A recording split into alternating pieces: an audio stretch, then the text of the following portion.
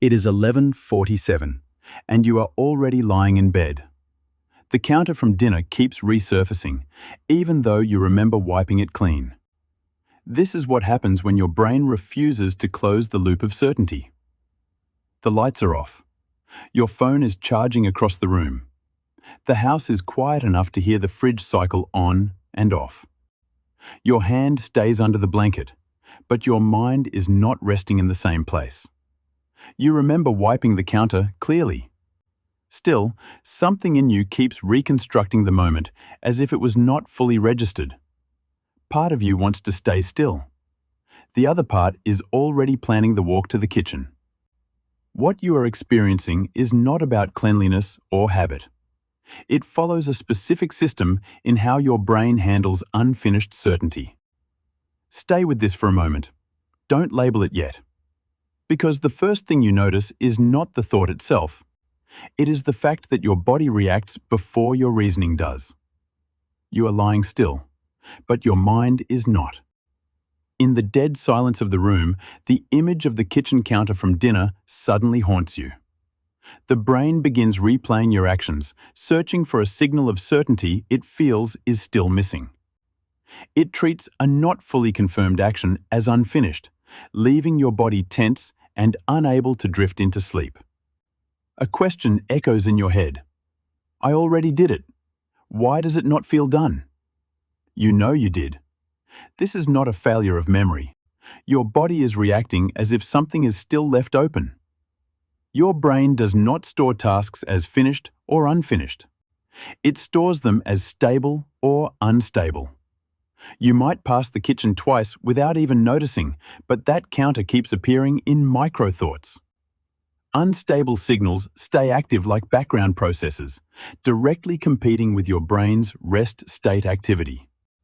The result is mental fatigue without a visible problem. Rest begins to feel blocked.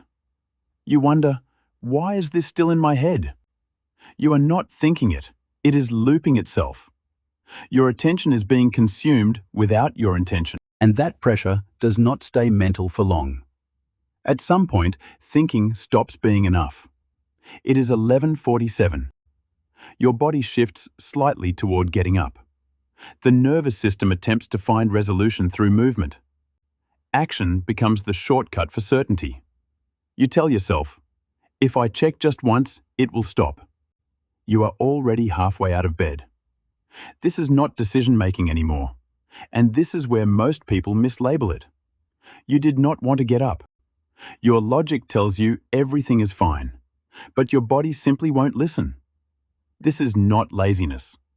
It is not a bad memory. It is an unavoidable physical urge. Suddenly, you find yourself standing in the kitchen, staring at a stove knob that you already knew was off. In that exact moment, the problem is no longer in your mind. It has become a compulsion of the body. If you have ever found yourself standing there, lost in the middle of the night, searching for a sense of certainty that never arrives, then you need to understand what is truly happening inside your nervous system. People call this being organized or being anxious. You clean everything again, even when nothing has changed, and you justify it as a personal preference. The truth is, the brain prefers labeling a behavior over understanding the trigger system behind it. These labels reduce uncertainty about your own identity, but the cost is misunderstanding your own triggers, repeating the same patterns without ever being aware. You often tell yourself, "This is just how I am." That sentence is the trap. You are not describing yourself. You are explaining a loop, and that loop has roots. At some point, order stopped being a preference. It began in a childhood space where unpredictability existed in the background. You learned to control small objects just to feel stable. Your brain linked environmental order to the reduction of threats. Safety memory became your behavior trigger. You tell yourself, if this is in place, nothing bad happens. You learned this before language. Your system was trained, not chosen, and now it runs automatically. When you finally clean it, something drops in your chest. You wipe the same surface one more time, and for a moment, your breathing slows down.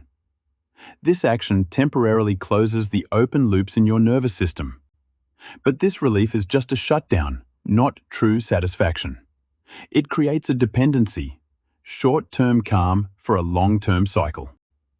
You tell yourself, now it feels okay again, but it returns every time.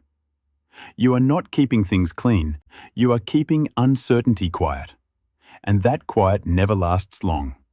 It was never about keeping things clean. It was about how your nervous system learned to quiet uncertainty through action. And now, that loop runs even when nothing is wrong.